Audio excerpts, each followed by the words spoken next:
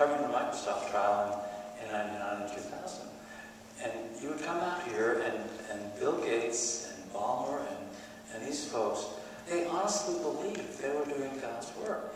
They thought to have 95% market share of operating systems meant that everyone was on the same railroad track.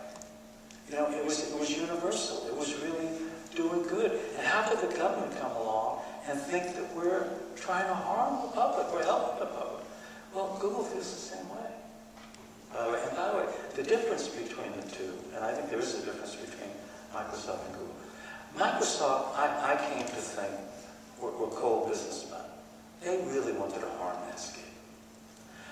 Google, they're not cold businessmen. They're cold engineers. And, no, it's true. And they're not trying to kill the opposition, but they will kill opposition. But it's inadvertent. And if you ask Larry Page, they're not consumed by the thought of destroying their opposition. Bill Gates was consumed, and Microsoft was consumed by the thought of destroying Netscape, which is why they get in trouble with the federal government. And so they say, well, why can't we make advertising more efficient? Why can't we have Google News and aggregate all the newspapers and magazines and click on them?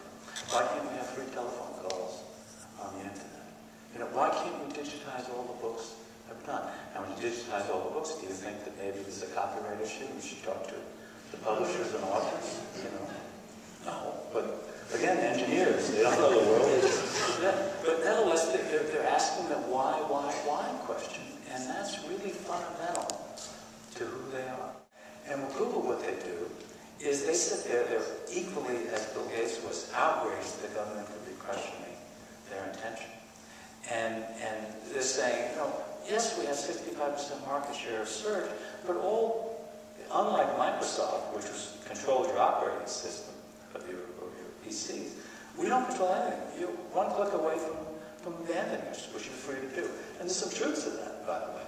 But nevertheless, if you're an advertiser and you're dealing with Google, you're worried that they will jack up the rates. And if they're the only one digitizing books, you're worried that what will they do with that power? Will they start charging libraries? Will they start charging more to buy an electronic book? You know, these are all legitimate questions which their engineers tend not to be sensitive about. Because again, you can't quantify it. And it takes a kind of an emotional intelligence that they like. You know, to feel, anticipate, have kind of empathy to understand what the other guy or the government might worry about.